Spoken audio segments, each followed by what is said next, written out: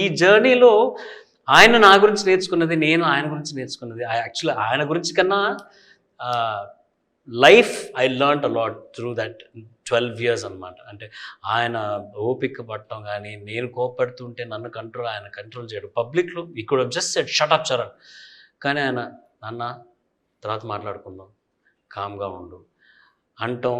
అది దాని తర్వాత కూడా he did not show his anger at మీ.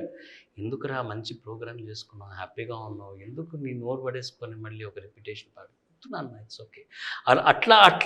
అట్లాంటి విషయాలు నేర్పించారు నాకు అన్నమాట. అంత ఓపికగా, ఇంత ఓపికగా కూడా ఒకరిని కంట్రోల్ చేయగలమా?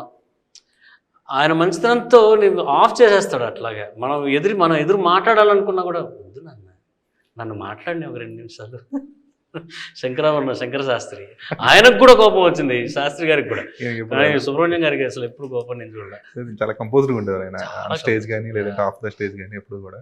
అండ్ అంటే ఇందాక చెప్పినట్టు లైక్ లాక్డౌన్ టైంలో ఆయన ఇచ్చిన లైవ్స్లో క్యూట్ మూమెంట్స్ ఉండేవి అనమాట. అంటే ఆయన సింగింగ్ కోసం వెయిట్ చేసేవాళ్ళం ఆబ్వియస్గా.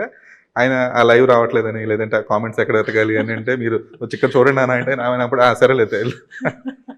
అది బాగా that was the time I had the best of my life with him, the 12 years.